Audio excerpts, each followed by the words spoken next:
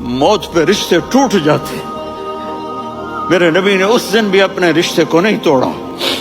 ابراہیم جیسی شخصیت کہیں گے سنو اے اللہ تیری میری دوستی کا واسطہ مجھے بچا لے, تیری میری دوستی کا واسطہ مجھے بچا لے. عیسیٰ علیہ السلام کہیں گے یا اللہ میں اپنی ماں مریم کا بھی سوال نہیں کرتا, میری جان بچا لے, مریم جانے تو جانے. اور میرا نبی کہے گا یا اللہ میری امت کو بچا لے. کون سی امت میں نے ساری زندگی اس کا مذاق اڑایا. میرا نبی کہتا دفع ہو جاؤ, دور ہو جاؤ میری نظروں سے, تم نے میری نسل کو قتل کیا, تم نے میرے گھرانے کو اجاڑ دیا.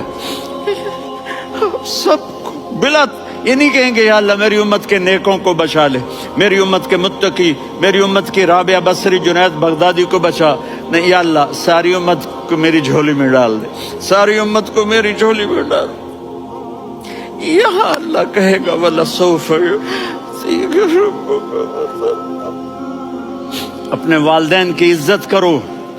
یہاں کا بڑھاپا بڑا خوفناک ہے کہ اولادیں چھوڑ جاتی ہیں اور ماں باپ ٹوائلٹ جانے سے بھی عاجز ہوتے ہیں. اپنی ماں کی دعا لو, اپنے باپ کی دعا لو. میرے نبی نے فرمایا تیرا باپ تیری جنت کا سب سے بڑا دروازہ ہے. اگر تو نے باپ کو ناراض کر کے موت پائی تو تیرے لیے جنت کا دروازہ کھل نہ سکے گا.